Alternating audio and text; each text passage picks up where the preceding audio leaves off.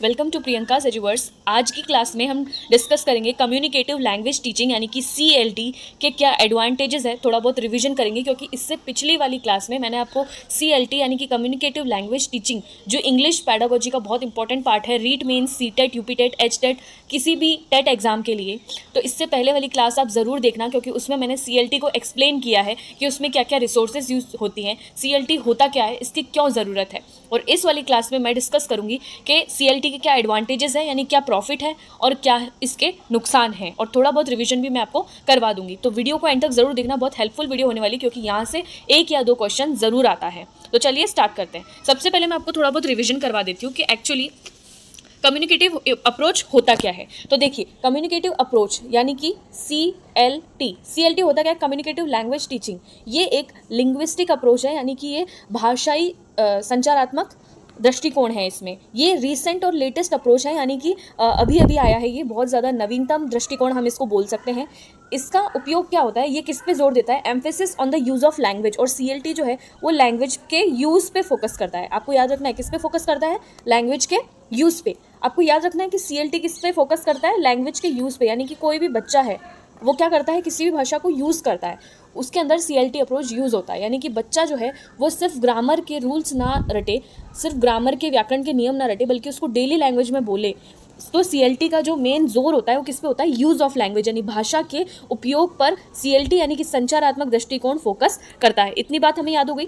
अब देखिए, social linguist यानी कि जो सामाजिक भाषाविद थे डेल हाइमस, क्या नाम बोला मैंने, डेल हाइमस। अगर नहीं समझ आ रहा है तो आप पिछली वाली क्लास ज़रूर देखना, मैंने उसमें एक्सप्लेन किया है। डेल हाइमस नाम के एक सोशल लिंग्विस्ट थे, उन्होंने इस चीज़ का प्रतिपादन किया, उन्होंने इसको प्रोपोगेट किया। किसने दिया, डेल हाइमस ने। यहाँ तक आपको समझ में आ गया होगा। उसके बाद है मीनिंग इज पैरामाउंट यानी कि कम्युनिकेटिव लैंग्वेज टीचिंग में क्या होता है, मीनिंग इज पैरामाउंट यानी कि मीनिंग पर फोकस किया जाता है। मीनिंग इंपॉर्टेंट होता है, किसी भी शब्द का अर्थ इसमें क्या होता है, महत्वपूर्ण होता है। कंटेक्सचुअलाइजेशन एज अ बेसिक प्रीमाइस यानी कि इसमें संदर्भीकरण बहुत ज़्यादा इम्पॉर्टेंट होता है। कॉन्टेक्सचुअलाइजेशन का मतलब है संदर्भ में, यानी कि बच्चों को इस तरीके से भाषा का उपयोग सिखाया जाता है कि वो संदर्भ में जोड़ के सिचुएशन के हिसाब से उस चीज़ का उपयोग बोलने में करें, आम बोलचाल की भाषा में वो बोले। और इसमें क्या होता है, इसमें इस चीज़ पे फोकस किया जाता है कि भाई बच्चों को ये सिखाया जाए कि वास्तव में एक दूसरे से संचार कैसे करते हैं, एक दूसरे से संप्रेषण किस प्रकार से करते हैं। आई होप यहाँ तक आपको समझ आ गया होगा। और इसमें स्ट्रक्चर पे फोकस नहीं किया जाता, यानी कि ग्रामर को रट्टू तरीके से नहीं रटाया जाता, बल्कि बच्चों को फोकस किया जाता है कि वो आराम से भाषा को बोल पाएँ, डेली लैंग्वेज में यूज़ कर पाएँ। और इसमें बहुत सारी सिचुएशंस देके बच्चों को ये सिखाया जाता है कि किस तरीके से उनको, कोई भी मान लीजिए बच्चों को बोला जाएगा कि आपके सामने फल फ्रूट्स पड़े, उनको इंग्लिश में बोलिए, तो बच्चों के सामने क्या कर दिया हमने, कॉन्टेक्सचुअलाइजेशन कर दिया, यानी कि उनको सिचुएशन दे दिए कि तुम्हें एक इस सिचुएशन में सीखना है। तो इसमें रियलिस्टिक सीखना होता है बच्चों का। Communicative competency is the desired goal. इसमें क्या होता है कि बच्चों को संप्रेषण करना आ जाना चाहिए। इसका लक्ष्य क्या होता है कि बच्चों को संप्रेषण करना आ जाना चाहिए। और सबसे इंपॉर्टेंट बात कि CLT में जो टीचर होता है, कौन, टीचर एज अ फैसिलिटेटर होता है। क्या होता है, फैसिलिटेटर का मतलब क्या होता है, जो सुविधा प्रदाता होता है। यानी कि टीचर इसमें सिर्फ इंस्ट्रक्शन नहीं देता, बल्कि इसमें क्या होगा, CLT में क्या होगा, टीचर बच्चों के साथ इन्वॉल्व होगा उनकी एक्टिविटीज़ में। और इसमें एक इम्पॉर्टेंट टर्म आपको ध्यान रखनी है कि जो इसमें टीचिंग होती है, टीचिंग यानी कि जो शिक्षण होता है वो इक्लेक्टिक होता है। एक टर्म आती है इंग्लिश में, इक्लेक्टिक का मतलब होता है कि सभी तरीके से, है ना, इसमें बहुत सारे मेथड यूज़ होते हैं, है ना। CLT में क्या होता है कि जैसे मान लीजिए मैं आपको एकदम आसान भाषा में समझाऊं कि CLT होता क्या है। CLT में बच्चों को सिचुएशन दी जाती है, उन्हें आपस में संवाद कराए जाते हैं, क्लासेस में ऐसी एक्टिविटीज़ कराई जाती है जिनकी मदद से जो बच्चा है वो अलग अलग तरीक़ों से संचार करना, संप्रेषण करना सीख पाए।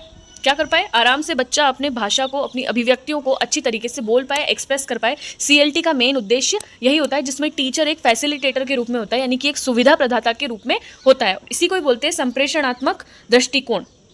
इसी को क्या बोलते हैं, संप्रेषणात्मक दृष्टिकोण, यानी कि CLT communicative language teaching. I hope यहाँ तक आपको समझ आ गया होगा। और इसको किसने दिया था, डेल हाइमस ने। किसने दिया था, डेल हाइमस ने। यहाँ तक आपको समझ आ गया होगा। और अभी भी नहीं समझ आया तो आपने पिछली वाली क्लास देखी नहीं है, तो पिछली वाली क्लास जरूर देखना, ये आपके रीट मेंस के सिलेबस में है, चाहे लेवल 1 हो चाहे लेवल 2 हो, इंपॉर्टेंट है, आपको ये आना चाहिए। तो चलिए अब देख लेते हैं, आज की हमारी क्लास स्टार्ट करते हैं। वो तो मैंने आपको रिविजन करवाया था कि CLT के एडवांटेजेस यानी कि लाभ क्या होता है। देखो सबसे पहले क्या होता है, helps develop strong speech habit. CLT की मदद से क्या होती है, बच्चों की बोलने की आदत क्या हो जाती है, विकसित हो जाती है, यानी कि बच्चों को अच्छा बोलना सिखाया जाता है। इसमें इस तरीके से बोलना सिखाया जाता है कि बच्चे बिना हेजिटेशन, बिना किसी रोक रुकाव के बोलें। नेक्स्ट इसका जो एडवांटेज है वो है लर्नर्स नीड्स आर सेंट्रल, यानी कि इसमें जो बच्चों की आवश्यकता है वो केंद्र में होती है, यानी कि बच्चा इसमें केंद्र में होता है। बच्चों की जो भी आवश्यकता है कि उन्हें बोलना नहीं आ रहा, उनकी बोलने में शुद्धता नहीं है, उनकी उच्चारण अच्छा नहीं है, तो उस पर फोकस किया जाता है और उनकी आदतों को सुधारा भी जाता है। फिर है नो रिजिड एग्जाम्स। इसमें क्या होता है कि कोई भी कठिन परीक्षाएं नहीं होती, बल्कि सिर्फ assessment is on going and teacher made. इसमें आकलन किस हिसाब से होता है, टीचर ही बनाएगा। सबसे पहली बात तो टेस्ट कोई बोर्ड नहीं बना के देगा, बल्कि टीचर खुद बनाएगा, क्योंकि टीचर को ही मालूम होगा कि बच्चों की कहाँ दिक्कतें आ रही हैं, तो बच्चे ही उस एग्जाम को डिज़ाइन करेंगे और असेसमेंट जो है यानी जो उनका आकलन है वो उसी तरीके से होगा जैसा कि टीचर डिज़ाइन करेगा। आई होप यहाँ तक आपको समझ में आ गया होगा। फिर है natural setting simulates mother tongue environment, यानी कि इसमें क्या होता है, नेचुरल सेटिंग कर देता है एक टीचर, यानी कि ऐसा प्राकृतिक वातावरण बना दिया जाता है कि बच्चे जो है अपनी मातृभाषा में भी, मातृभाषा वाले वातावरण में ज़्यादा वो चीज़ उभर के आती है। मतलब इस तरीके से सेटिंग कर दी जाती है, बच्चे मातृभाषा में बोलते हैं, मातृभाषा में बोलते तो उनके सामने क्या होता है, प्राकृतिक वातावरण हो जाता है, घर जैसा वातावरण महसूस करते हैं, कोई डर नहीं होता, तो बच्चे अच्छे से एक्सप्रेस कर पाते हैं। अगला बेनिफिट है इसका एडवांटेज है role of teacher becomes facilitator. ये हमने पिछले वाले पॉइंट में डिस्कस किया कि CLT में आपको एक बात याद रखनी है कि टीचर का रोल क्या होता है, ये क्वेश्चन आया हुआ भी है। तो CLT में टीचर का रोल होता है फैसिलिटेटर का, यानी कि सुविधा प्रदाता, जिसमें टीचर सिर्फ निर्देश नहीं देता बल्कि खुद भी उनकी एक्टिविटीज़ में इन्वॉल्व होता है और उनको हेल्प करता है। फिर है use of audio visual aids enhances engagement, यानी कि इस CLT में क्या होगा कि ऑडियो विजुअल एड्स यानी कि म्यूज़िक की सहायता ली जाएगी, रेडियो की सहायता ली जाएगी, TV की सहायता ली जाएगी, या फिर डिजिटल बोर्ड की सहायता ली जाएगी, जिससे क्या होगा, इंगेजमेंट बढ़ेगा। बच्चे यानी बोर नहीं होंगे, सिर्फ कॉपी किताब से पढ़ाएंगे तो बच्चों का ध्यान नहीं बनेगा, इंगेजमेंट नहीं बनेगा। लेकिन CLT में क्या होता है, बच्चों को अलग अलग तरीकों से सिखाया जाता है, जिसको बोलते हैं इक्लेक्टिक अप्रोच, है ना। इक्लेक्टिक का मतलब क्या होता है, इसमें बहुत सारे मेथड्स का यूज़ किया जाता है। तो ये थे CLT के एडवांटेजेस, इसकी मैं PDF आपको अपने टेलीग्राम चैनल पर दे दूंगी। अब देख लेते हैं हम कि इसकी कमियां क्या हैं, CLT की कमियां क्या हैं, यानी कम्युनिकेटिव लैंग्वेज टीचिंग की कमियां क्या हैं, इनके नुकसान क्या। देखो सबसे पहला है इनएफेक्टिव विदाउट ट्रेन टीचर्स, यानी कि जो CLT है वो किसी भी तरीके से प्रभावी नहीं रहेगा जब इसमें ट्रेन टीचर्स नहीं होंगे। तो सीधी सी बात है, CLT नई अप्रोच है, यानी कि इसमें ट्रेंड टीचर्स चाहिए जो खुद ये चीज़ जानते हो। तो अगर इसमें ट्रेंड टीचर्स नहीं होंगे तो ये CLT अप्रोच किसी भी काम का नहीं रहेगा। फिर दूसरा है CLT is hard to implement in second language settings due to policy and attitude shifts. देखिए CLT जो है वो सेकेंड लैंग्वेज में इम्प्लीमेंट कर पाना बहुत मुश्किल होगा, क्योंकि इसमें क्या होता है कि बच्चों की जो वातावरण है क्रिएट कर पाना बहुत मुश्किल हो जाता है, क्योंकि सभी बच्चों की आवश्यकताएं वगैरह अलग अलग होती है। क्योंकि इंग्लिश हम एज अ सेकंड लैंग्वेज पढ़ाते हैं, क्योंकि बच्चों की जो फर्स्ट लैंग्वेज है वो या तो उनकी हिंदी होगी या फिर उनकी खुद की मातृभाषा होगी, तो उसमें सेकंड लैंग्वेज यानी कि इंग्लिश लैंग्वेज में इतनी सेटिंग बिठा पाना इतना मतलब आसान नहीं होता है। ठीक है, तो ये सब स्कूलों में या फिर सब जगहों पर लागू नहीं हो सकता। तीसरा इसका डिसएडवांटेज है syllabus and task seem idealistic beyond an average teacher scope. देखो ये बात तो दिखती है कि आपने अभी पिछले पॉइंट में पढ़ा कि इसमें क्या होगा कि टीचर खुद सेल्फ मेड टेस्ट बनाएगा, नहीं टीचरों द्वारा बनाए गए टेस्ट इसमें उपयोग में लिए जाएंगे। लेकिन इसमें जो सिलेबस है और जो टास्क बच्चों को दिए जाएंगे वो सिर्फ एक आदर्शवादी रह जाएंगे, यानी कि सिर्फ आइडियलिस्टिक ही रह जाएंगे। जैसे बोलते हैं ना किताबों में ही रह जाना, सिर्फ आदर्शवादी यानी कि एक आइडल बन के रह जाएंगे, और एक एवरेज टीचर जो है उसके स्कोप से बहुत परे हो जाएगा। यानी कि एक नॉर्मल टीचर इस चीज़ को नहीं करवा सकता। जिसमें ऐसा ट्रेंड टीचर होगा वो ही टेस्ट कंडक्ट करवा सकता है, वो ही इसका सिलेबस इसके अकॉर्डिंग डिज़ाइन कर सकता है। फिर चौथा डिसएडवांटेज है hard to maintain uniform assessment with few teachers. यानी कि इसमें क्या होगा कि एक यूनिफॉर्म का मतलब है एक ही तरीके का, है ना, एक ही तरीके के आकलन बिना बहुत सारे टीचर्स के बहुत हार्ड पड़ जाएगा। यानी कि बहुत कम टीचर्स के मदद से, मतलब जितने भी टीचर्स हैं अगर वो कम होंगे तो उनकी वजह से, कम टीचर्स की वजह से एक तरीके का आकलन नहीं हो पाएगा, बहुत ही मुश्किल होगा टेस्ट कंडक्ट करवाने में। फिर है functional grammar sometimes feel inadequate. इसमें जो है फंक्शनल ग्रामर जो है कुछ कुछ टाइम ऐसा लगता है कि बहुत इनसफिशिएंट है, यानी कि इतने से बच्चों को समझ में नहीं आएगा। यानी कि जितनी भी इसमें ग्रामर सिखाई जाती है जिस तरीके से, तो उसकी मदद से जो इन्फॉर्मेशन प्रोवाइड की जाती है बच्चों को उतनी हद तक समझ में नहीं आ सकती। फिर है does not fully addresses all text book components like prose, poetry, drama, grammar and composition. तो इसमें क्या होता है कि पूरे तरीके से इसमें टेक्स्ट बुक कंपोनेंट्स यानी कि प्रोज, पोइट्री, ड्रामा, ग्रामर ये सब एक साथ नहीं पढ़ाया जा सकता, क्योंकि सीएलटी का एक मेन रूल था कि बच्चों को अलग से कुछ नहीं पढ़ाया जाएगा, बल्कि जो पढ़ाया जा रहा है उसमें साथ साथ में ग्रामर बताई जाए, उसमें साथ साथ में ड्रामा बताया जाए, उसमें साथ साथ में ग्रामर करवाई जाए। ये सब सीएलटी का प्रॉमिस होता है, लेकिन ऐसा पॉसिबल नहीं है कि सारे टॉपिक्स को एक साथ पढ़ाया जा सके। तो आई होप यहाँ तक आपको क्लियर हो गया होगा। अब हम समझेंगे एक्यूरेसी और फ्लुएंसी का एक टेबल जो आपके लिए समझना बहुत ज़्यादा ज़रूरी है। चलिए अब हम समझ लेते हैं कि फ्लुएंसी और एक्यूरेसी, फ्लुएंसी वर्सेस एक्यूरेसी यानी कि इन दोनों में फ़र्क क्या है। प्रवाह बनाम शुद्धता, फ्लुएंसी का मतलब होता है प्रवाह और एक्यूरेसी का मतलब होता है सटीकता या फिर शुद्धता। तो चलिए देख लेते हैं। देखिए, फ्लुएंसी का मतलब क्या होता है, द एबिलिटी टू स्पीक और right smoothly, easily and quickly. ऐसी क्षमता जिसमें हम आराम से बोल सकें, किसी चीज़ को जल्दी से बोल सके, लिख सके एकदम स्मूथली, इजीली एंड क्विकली, उसको बोलेंगे फ्लुएंसी। जैसे कि हम किसी भी चीज़ को, इंग्लिश को अगर बहुत फ्लो में बोल पा रहे हैं, जल्दी बोल पा रहे हैं और लिख भी अच्छे से पा रहे हैं, तो उसको बोलेंगे फ्लुएंसी। फिर accuracy, the ability to use correct grammar, vocabulary and pronunciation. और ये होती है एक्यूरेसी। एक्यूरेसी का मतलब होता है कि ऐसी क्षमता जिसमें हम किसी चीज़ को सही व्याकरण के साथ, सही शब्द भंडार के साथ और सही उच्चारण के साथ बोल पाए। मतलब तेज़ी से नहीं बोल रहे, स्मूथली नहीं बोल रहे, बल्कि सही वे में बोल रहे। जैसे कि मैं बोलूँ इंग्लिश, तो इंग्लिश में क्या है, एक्यूरेसी की कमी है। किसकी कमी है, एक्यूरेसी की, क्योंकि मैंने इंग्लिश बोला, जबकि होता क्या है इंग्लिश। तो यानी कि मेरे इस शब्द में जो मैंने इंग्लिश बोला, इसमें किसकी कमी है, एक्यूरेसी की कमी है, क्योंकि मैंने इंग्लिश बोला है ना कि इंग्लिश, यानी कि मेरे शब्द में शुद्धता नहीं थी।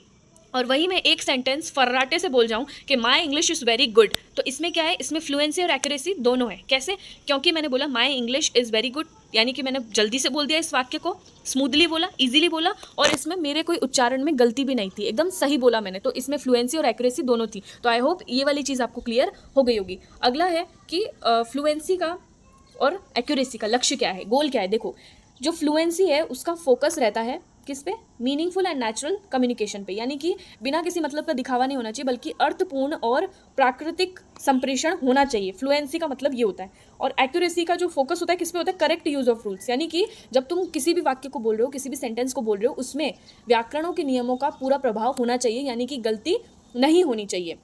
जैसे अब मैं बोलूँ my English is very big, है ना, यानी मेरी इंग्लिश बड़ी है, तो इसका कोई सेंस नहीं बनेगा, यानी इसमें ग्रामर का यूज़ सही नहीं हुआ है, इसमें एक्यूरेसी नहीं है। तो जबकि मैं बोलूँ my English is very good, है ना, या माई इंग्लिश इज़ फ्लुएंट, यानी कि मैं बहुत फ्लुएंटली इंग्लिश बोलती हूँ, तो ये वाक्य सही होगा। तो आई होप यहाँ तक आपको समझ में आ गया होगा। फिर है प्रायोरिटी इन सीएलटी, यानी कि सीएलटी में प्राथमिकता किसको दी जाती है। देखो, सीएलटी में फ्लुएंसी पे ज़्यादा प्राथमिकता दी जाती है और एक्यूरेसी यानी शुद्धता को सेकेंडरी प्रायोरिटी दी जाती है। जैसे मान लीजिए कोई बच्चा है ना, अगर हम उसको सीएलटी के अकॉर्डिंग सिखा रहे हैं, यानी कम्युनिकेटिव लैंग्वेज टीचिंग के अकॉर्डिंग सिखा रहे हैं, तो उसमें बच्चे की किस पे फोकस किया जाएगा कि बच्चा कितनी अच्छी तरीके से जल्दी से बोल पा रहा है, जल्दी से लिख पा रहा है, स्मूथली बोल पा रहा है बिना कोई कठिनाई के, उस पर फोकस किया जाएगा। और इस चीज़ पे तो बाद में फोकस किया जाएगा कि वो किस उच्चारण से बोल रहा है, कितनी अच्छे शब्द भंडार को वो यूज़ कर रहा है, कितने अच्छे ग्रामर को वो यूज़ कर रहा है। तो आई होप आपको समझ में आ गया होगा कि फ्लुएंसी और एक्यूरेसी में से सीएलटी में किसको प्राथमिकता दी जाती है, फ्लुएंसी को, यानी कि बच्चा कितनी जल्दी उस चीज़ को बोल पा रहा है, कितने अच्छे से उसको लिख पा रहा है, इस चीज़ पे फोकस किया जाता है। फिर है एरर ट्रीटमेंट, यानी कि त्रुटियां किस में देखी जाती है। देखिए, फ्लुएंसी में क्या होता है, errors are often tolerated during practice, यानी कि जब सीएलटी के द्वारा किसी बच्चे को सिखाया जा रहा है सीएलटी के अकॉर्डिंग, है ना, तो क्या होगा, उसमें जितनी भी गलतियां उनको टॉलरेट किया जाता है, यानी एक बार के लिए माफ़ कर दिया जाता है। जब प्रैक्टिस चल रही है तो बच्चों को एक क्या होता है, माफ़ कर दिया जाता है। जैसे मान लीजिए बच्चों को कुछ हम सेंटेंस सिखा रहे हैं इंग्लिश में बोलना, तो अगर वो उतनी तेज़ी से नहीं बोल पा रहे, उतनी ईजिली लिख नहीं पा रहे, तो उस चीज़ को टॉलरेट किया जाता है। टॉलरेट का मतलब सहन किया जाता है कि भाई ठीक है, गलती हो रही है, कोई बात नहीं, प्रैक्टिस के दौरान गलती हो सकती है। और एक्यूरेसी में क्या होगा, एरर्स आर करेक्टेड इमीडिएटली, यानी कि शुद्धता में क्या होगा कि बच्चों के सेंटेंस जो वो बोल रहे हैं उनको हाथों हाथ जो गलती हुई है उनको सुधारा जाता है। तो आई होप फ्लुएंसी और एक्यूरेसी में आपको क्लियर हो रहा होगा इस टेबल के जरिए। फिर है एक्टिविटी क्या करवाई जाती है फ्लुएंसी और एक्यूरेसी में। देखो, फ्लुएंसी में क्या कराई जाती है, यानी प्रवाह में क्या कराया जाता है, रोल प्ले करवाया जाता है, यानी बच्चों को बोलते हैं बच्चों तुम माँ बनियो, तुम बेटे बनो, तुम आपस में कॉन्वर्जेशन करो, एक दूसरे से वार्तालाप करो। रोल प्ले करवाए जाते हैं, डिस्कशंस करवाए जाते हैं, कोई एक टॉपिक देते थे, बोलते हैं कि बच्चों तुम आपस में इंग्लिश में जैसा सही टूटा फूटा ही सही आपस में डिस्कशन करो। स्टोरी टेलिंग की जाती है, टीचर द्वारा बच्चों को बोला जाता है, कोई स्टोरी टेलिंग मेथड से सिखाया जाता है कोई भी टॉपिक। और एक्यूरेसी में क्या होता है, ग्रामर ड्रिल्स करवाई जाती हैं, यानी कि देखो एक्यूरेसी का मतलब ये है कि बच्चे जब बोले कुछ भी, कोई सेंटेंस बोले, तो वो क्या करें, ग्रामर जो है उसका सही यूज़ करें, यानी कि व्याकरण उनकी शुद्ध होनी चाहिए, उसमें फॉर्मूलाज सही होने चाहिए। सेंटेंस करेक्शन पे फोकस करता है, यानी कि जो सेंटेंस है वो करेक्टली बोले जाए, एकदम सही बोले जाए। फिर इवैल्यूएशन मेथड, यानी कि फ्लुएंसी और एक्यूरेसी को उनका मूल्यांकन किस प्रकार से किया जाएगा। देखो, based on ability to express ideas fluently naturally, यानी कि फ्लुएंसी में क्या किया जाएगा, प्रभाव में क्या किया जाएगा, बच्चों को बोला जाएगा। बच्चों की ये एबिलिटी चेक करता है कि बच्चे अपने विचारों को कितनी प्रवाह से बोल पाते हैं और कितने प्राकृतिक तरीके से एकदम नेचुरली कर पाते हैं दूसरों का एक्सप्रेस, ठीक है। और एक्यूरेसी में क्या होगा, ये करेक्ट लैंग्वेज यूज़ पे फोकस करता है। एक्यूरेसी क्या करता है कि करेक्ट लैंग्वेज यूज़ पे फोकस करता है, यानी बच्चा जो है वो भाषा बोल रहा है तो बिल्कुल सही सटीक तरीके से बोलना चाहिए, जो कि शुद्धता का मेन गोल है। फिर है गोल, क्या है गोल, यानी कि इसका गोल क्या है। देखिए, फ्लुएंसी का जो लक्ष्य है, यानी प्रवाह का लक्ष्य है to build confidence and spontaneity in communication, यानी कि सीएलटी में फ्लुएंसी का लक्ष्य क्या है कि बच्चा जो है उसके अंदर कॉन्फिडेंस आ जाए। किस बात का, कि वो जब किसी से भी कम्युनिकेट करे, यानी कि संप्रेषण करे, तो वो एकदम कॉन्फिडेंटली बोलना चाहिए। और एक्यूरेसी का क्या लक्ष्य है, to ensure precision and correctness in usage, यानी कि एक ही रट लगाए बैठा है। एक्यूरेसी जो है वो कह रहा है कि भाई मैं एक्यूरेट हूँ, मेरे नाम में एक्यूरेसी है, यानी कि बच्चा जो है वो भी उससे कोई गलती नहीं होनी चाहिए, वो भी एकदम एक्यूरेट ही बोलना चाहिए, यानी कि उसके बोलने में प्रिसीजन होना चाहिए, यानी कि परफेक्टनेस होनी चाहिए। और जब वो यूज़ कर रहा है किसी भी लैंग्वेज को, किसी भी सेंटेंस को, उसमें करेक्टनेस होनी चाहिए। तभी तो इसमें कहा है, ऊपर वाले पॉइंट में आपने देखा होगा कि ये जो है ये गलतियों को टॉलरेट कर लेता है। कौन, फ्लुएंसी।